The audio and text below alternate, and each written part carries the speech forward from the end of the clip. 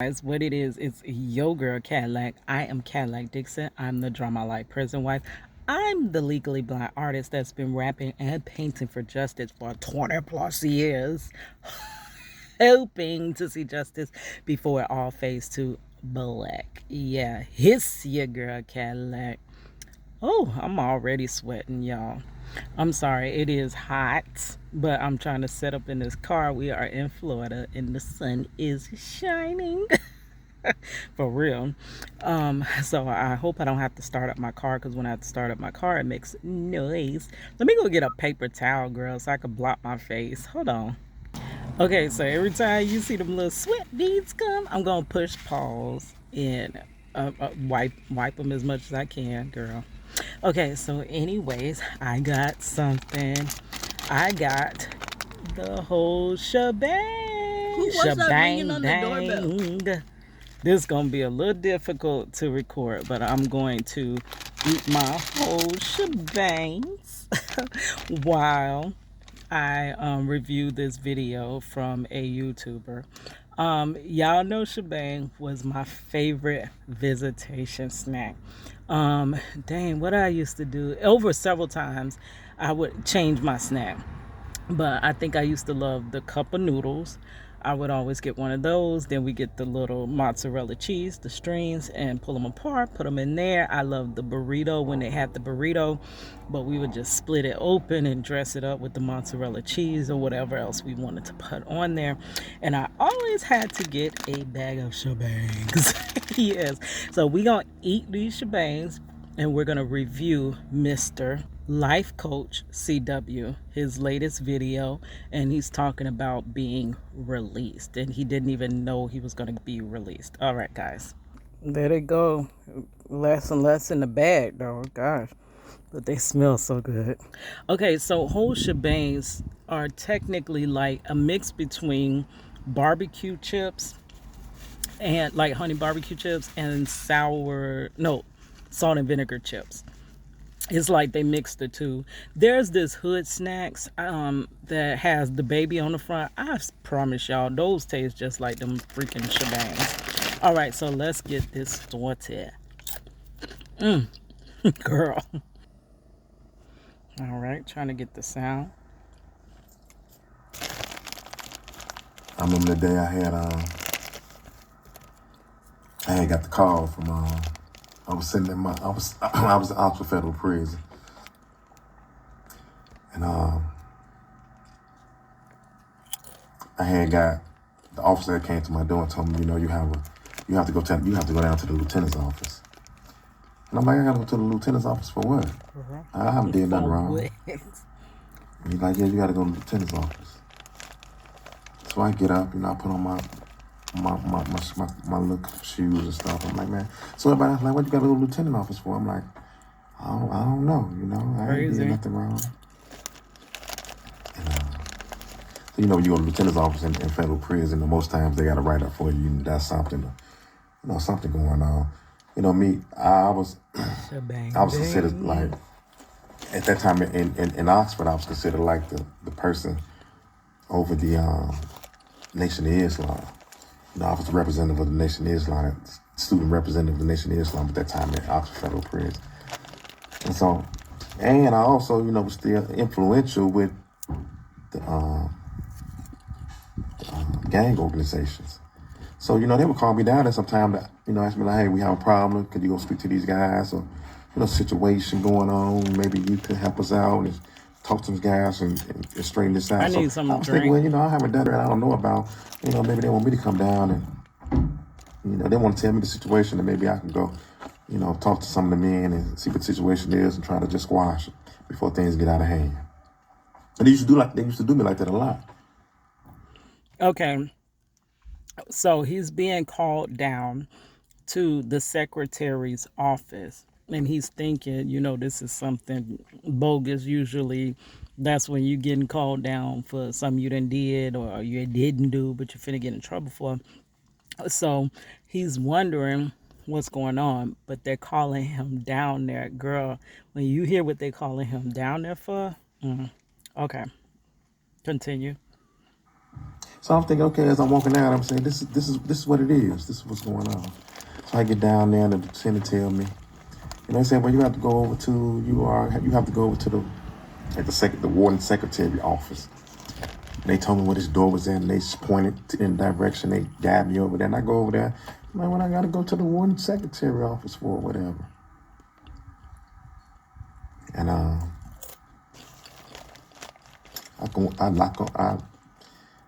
knock on the door, whatever. They buzz me in, I go on in. She asked me my name, asked me to show my ID and things of that nature, and I show her my ID, and they confirm it's me. She said, well, Charles Woods, or Mr. Woods, you have a conference with you have a hearing with your judge. I'm from the Seventh Circuit, the District of the Seventh Circuit. You have a conference call, a conference meeting with your judge. So anyway, she take me into this room, and they put me up. She logged me into the conference that's going on. So when they telling me, okay, they automatically tell me, hey, Charles Woods is on now. All right, court is being held. Charles Woods, do you know why you're here? I don't know. Well, you filed a motion as far as about the First Step Act that was passed into law by the president, Mr. Donald Trump. I was like, yeah. And so they was like, well, you have a court-appointed attorney here representing you. So for this proceeding, I'm like, all right.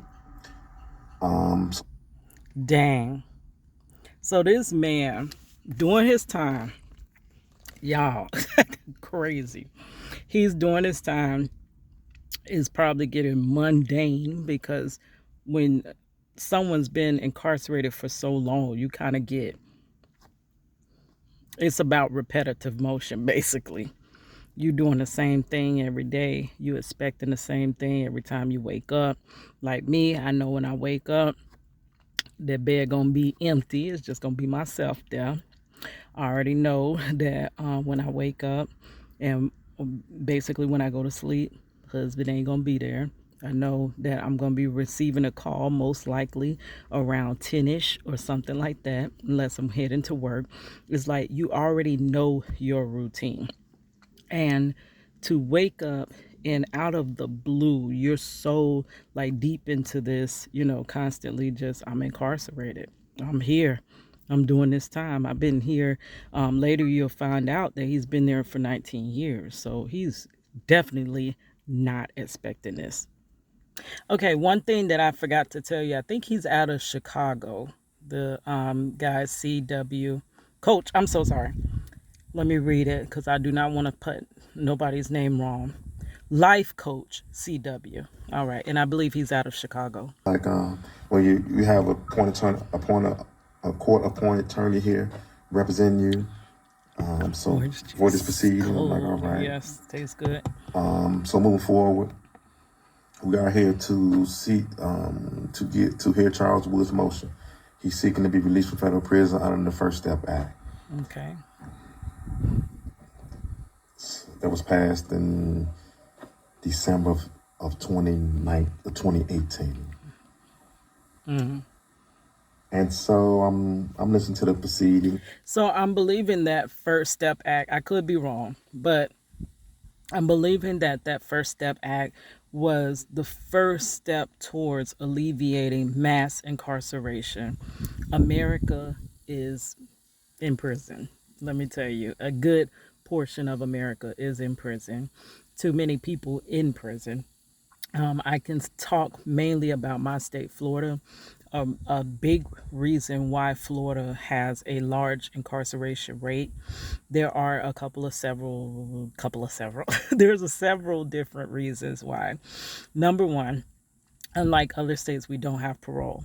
So once you get time, you're going to do 100%, basically, well, 80%, I'm sorry, of your time. You're going to do all your time, just about. And so there's no parole, one. And then two, that part I jumped into with doing 85% of your time. Because in most states, you only do 65. Florida is one of a couple that you have to do a full 85% of your time. Okay, and no parole. Now, the third thing that led to a high number of incarceration is also the basically this tough on crime stuff. They were handing out life sentences. They were handing out long dinosaur like sentences. If you didn't get life, you were getting a long. They were handing out 30 pieces, 20 pieces, 40 pieces like Marcello, like it was nothing, like it was candy for Halloween. And they never considered that these are humans and we just can't house a human for life. Like, how many humans can you house for life? Okay, guys.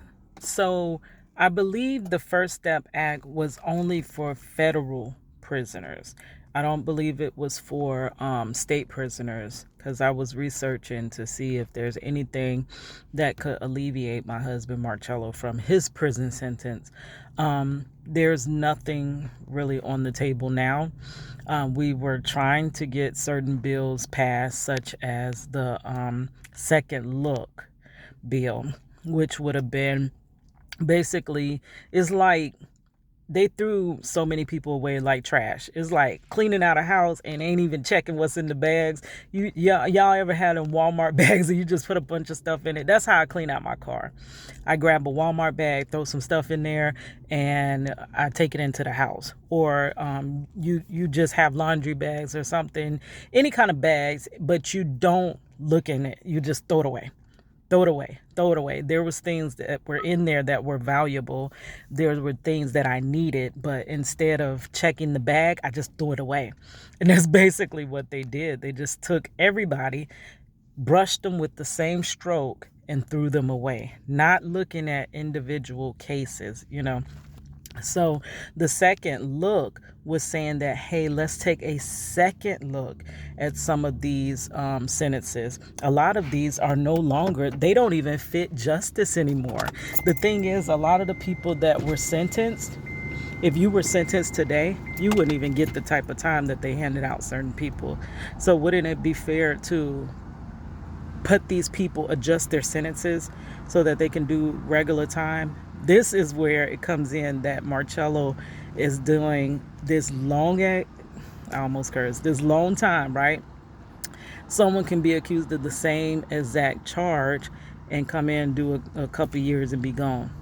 And Marcello's still there, not even having his first shot at going home. He has seen and witnessed so many people go home, and he always says, I've never even got my first attempt at going home. Okay, so let's get back to this. I'm listening to the proceedings, and I'm like, oh, all right. So I'm saying to myself, like, what is going on here? Like, he's not even expecting what is getting about to out happen after so long. So anyway, after so long of trying and all of that, you end up giving up. You don't want to give up, but you know that this is pretty much, they bat down everything you put in the court, whether it's legit or not legit. They just bat it down. It really looks like they don't even look at these motions. But after so long, you're gonna exhaust all your chances, and now you got a chance in hell of getting out. So people just stop believing, and I'm on the verge of that with Marcello. It's like I don't want to give up on him, but it's like, what can you do when a system is not fair and every shot that you have is bat down? As the proceedings move forward, the government stepped right up and said, Your Honor, we don't believe that Charles was to be released because early in when he first came to federal prison, he was into a lot of fights. He was moving around with the GDs. He was as if you could go to federal prison and not be into anything. How do you do that? How you survive? They didn't run down nothing that I had done positive. Mm-hmm. They didn't run down anything of evolution or evolving as a person over the years. They didn't give the judge anything of that. It just came all negative. Yeah. Yeah. And the lawyer down here, he spoke right up. He said, Charles Woods, He has done a lot while in prison. He's got his act together. He's a remarkable person. You know, he spoke highly of me. He told the judge and he told the federal government, Charles Wood's been in federal prison 19 years. If you let him out now, if he haven't learned his lesson after 19 years, keeping him in one more day, keeping him in 30 more days, 6 more. Yes. My car cut off at that point, but that's exactly what I wanted to touch on. He said that the lawyer stepped up and said, he's been here 19 years. If you keep him a day longer, a week longer, 60 months longer, what is the purpose? If he hasn't learned his lesson yet, when he gonna learn it? Like, it don't take... you gonna learn a lesson after 19 years. And basically, that's what it is. My husband, Marcello, has been in prison almost 21 years for an attempted robbery of $80. And the reason I say it like that is because the people that claimed to have been robbed wrote in their police reports $80. Once the police picked Marcello up and searched his pocket and seen that he didn't have $80, the people that accused him of the attempted robbery, the police allowed them to scratch it out and put 60 and said, oh, I mean $60. So then they said, yeah, the money clearly lines up. They said $80 was stolen from them, and Marcello has $60 on him. And that was worth 40 years of Marcello's life. They claimed it to be an attempted armed robbery. Let me tell you, they never recovered a weapon in Marcello's case. So I don't know how you commit armed robbery without a weapon, but they charged Marcello with the weapon that was never recovered, found. There's no sign of a weapon even being anywhere, but yet they charged him with it, because you really don't even have to prove anything in court. You don't. They make you think that you're innocent until proven guilty. No, you're not. You're guilty. If you're walking into court, you're guilty. And you have a shot in the dark to have somebody, whether there's evidence, tangible, untangible, whether there's anything, they can convict you. They can convict you without no evidence. Know that, because that's exactly what happened. My husband's case, no fingerprints, no DNA, no weapon that you're accusing him of using. And then you have the police allowing somebody to change their statements after arresting Marcello. This is our court of law. Evolution or evolving as a person over the years. They didn't give the judge anything of that. It just came all negative. And the lawyer down here, he spoke right up. He said, Girl, I'm sweating Charles too much. Wood, he has done a lot while in prison. He's got his act together. He's a remarkable person.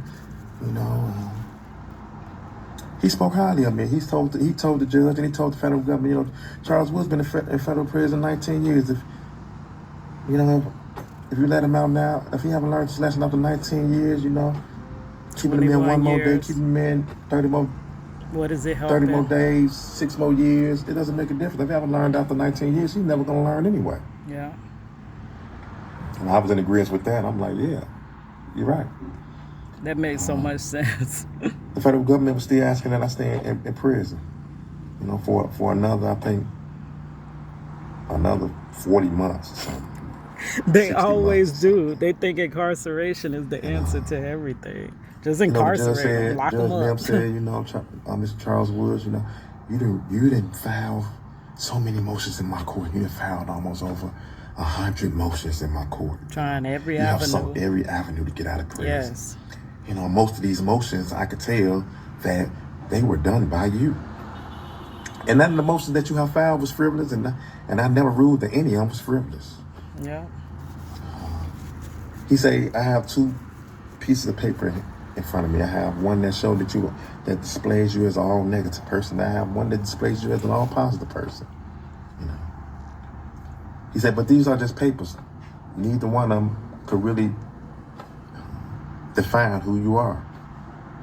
You know, only you could define who you are as you walk your walk in life. Yes. They want to define you as a criminal. They want to define me as the wife of a criminal. Whether truly or not, that's the label that we wear. He's a inmate, prisoner. I call them incarcerated citizens, but they like to use the inmate, the derogatory name, inmate, like you're dirt, you did something wrong. Not even knowing that a lot of the ones that y'all think are the good guys do a lot more wrong than what you think is the bad guys. Okay, so he's dirt, and I'm the wife of dirt. They don't look at you as though, oh, he was a husband that was actually there raising his child. That's what we want. We want our men to raise their children. He was a father that was in his daughter's life. And there's so many fatherless daughters and sons that we want, don't we? Don't we want our husbands and fathers in our children's lives? It makes a difference. It really does. Do we want that?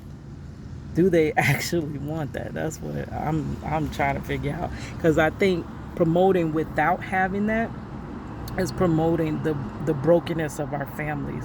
And broken families beget more problems, and more problems beget more crime, and more crime begets more people in prison, and more people in prison begets more money.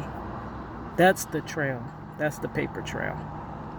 So you benefit more of him being in prison than you benefit him being home with his family, right? So they're going to paint the person as all bad. They're not going to take them as a human. All of us have good and bad in us. Everybody has good and bad. It just depends, like, what activates the good and the bad. And if you try to be more good than bad. But none of us are perfect. And they look down on you as though they themselves are perfect. And you're just nothing. You're all negative. They're all good. And it's not so. And he said, I'm denying the government motion, to keep Charles Woods in federal prison. Yes, that judge did the right thing. He actually said, Charles, he asked Charles, do you have somewhere to go? If you have somewhere to go, we're going to immediately release you. You'll be out of federal. I'm going to have you immediately released from Oxford Federal Prison immediately. Wow. Girl. Do you know how much joy I would be dancing for if I received a call out the blue? Come pick Marcello up. Girl. Do you know? Whew, I can't even imagine this. I have stopped my mind so many times I used to, when he first went to prison, imagine when he walked out that gate. And being a prison wife for 20 plus years, I've had to watch so many prison wives welcome their husbands home. And, in person, when you're visiting, you come across people that, it's only 2 more visits, and then he comes home, and then it makes you analyze your situation. It's only 2 more decades until my husband comes home. And you see everybody being released. It was times that we would be going to visitation, and when somebody is getting released, you walk up and you're like, oh, who's behind who, and this and that. And then there's this person that's just there, and they're not really coming to visit. They're coming to drop off clothes to pick up their loved one. And it would be this moment, everybody would be just watching the person walk out that prison. You see the person bring the clothes, drop them off, and then you see that person walking out. And then you realize that time is not coming for you.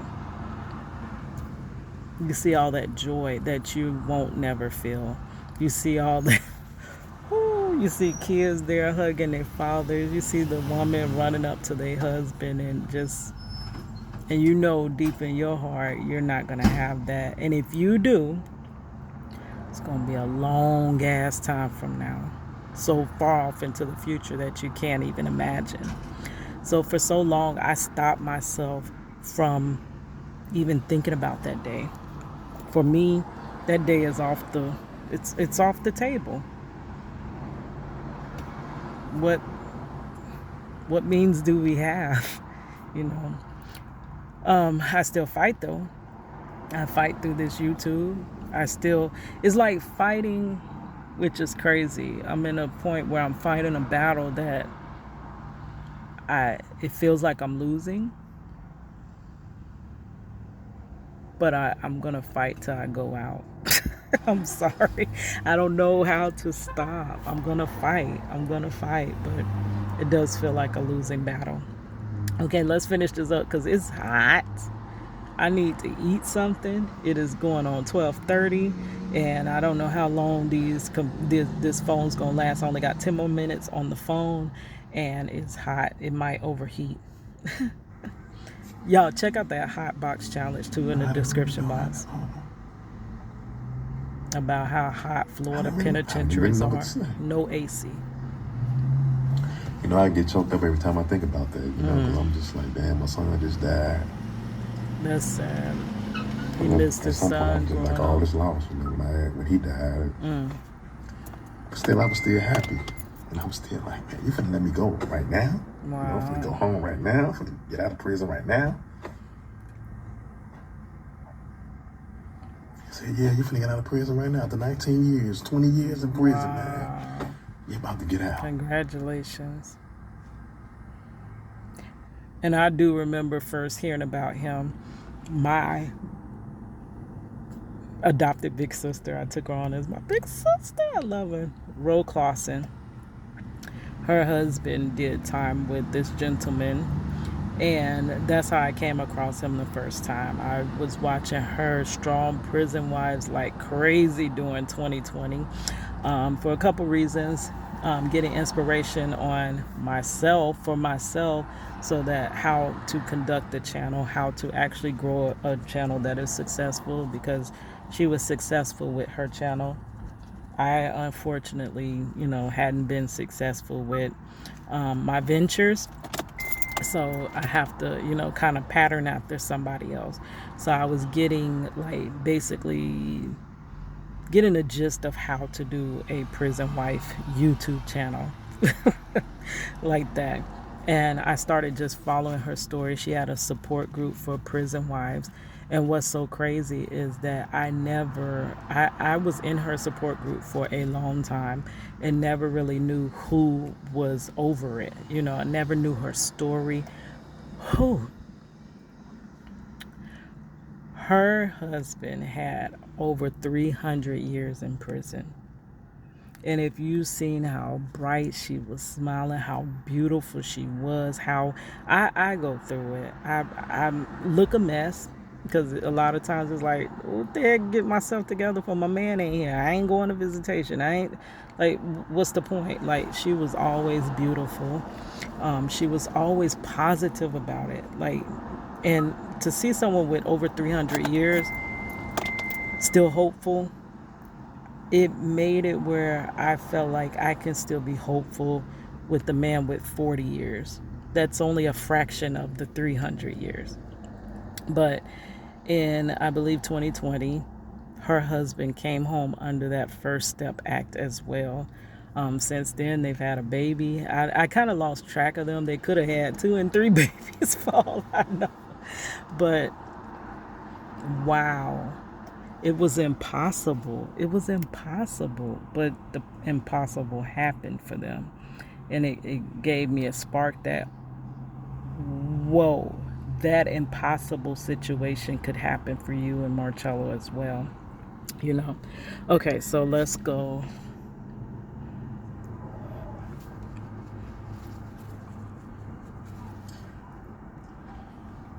I just didn't know what to say. They getting choked up. Girl, I could imagine. I can only imagine. Only imagine.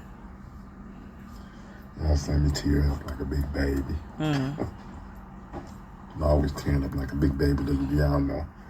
People see me, they be like, oh, he's militant, he's so tough. And I'm a big baby too, you know. We all That'll are. break you to down. some Let me extent. turn this air on a little bit, y'all. I'm sorry. I'm Let me sorry for out. the noise. They let him out. Stop They let me holding out. everybody captive. Let him out. I thought that they would never come. I thought I would die in federal prison, for real. I thought I would die in prison. Even though I worked out and exercised and got into my spiritual journey and got into God. It takes your it was will praying for and, living. It takes your will for just living. motivating myself. I was self-motivating myself in the federal. just being in locked prison, you up. just got to self-motivate yourself. You don't have nobody in there rooting you on. You don't have nobody in there pushing Florida you. ain't got Man, no you gotta type of self-motivate education yourself, or 'cause everybody nothing. in They there just doing time. down. Everybody Locked wanna down, get no out. air. Everybody Yes. at a loss. Everybody just angry, stressed. You know, it's just a dark, dark place, you know. It's just dark, dark times for me. Period. It is. Yeah. It's just dark, dark times. But it's in his rear view. He can So I had look to back. fight through that darkness. I had It's to. no longer there. I don't even know how I felt. Wow, he's crying. That breaks my heart. I don't even know what Ooh, strip he came from. made it. Yeah. I really It's don't. not easy to get through a prison sentence. I remember my judge, the same judge. I remember the same judge. When he at that sentencing hearing, he told me on that day in June of 2001. Marcello's He told me, 2002. he said, Mr. Charles Woods, April.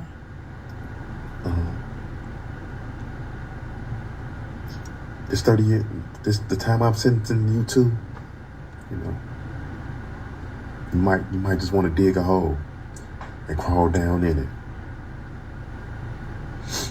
Is that because by the time you get out, you won't be in functioning society. You'll be illiterate by the time you get out. And why is that anybody's I have the goal? transcript. I went to trial, so I have Why would all that be this on your transcripts, goal? you know. Rehabilitation He said by the time you get out, should be the goal. you'll be illiterate, man. You won't be able to function in this society at all. You know, you just might just want to dig a hole and just And go that down part, not realizing they're coming back to society. So yes, you're having fun punishing them, but you're also not rehabilitating them and getting them ready to come back to society. You're getting them ready to commit another crime, against whoever. Could be me, could be you, could be your mother, could be it affects us all, though people think it only affects the lowest of the low. No, baby, this is all of us in this together.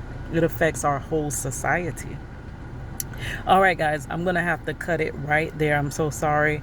I'll link his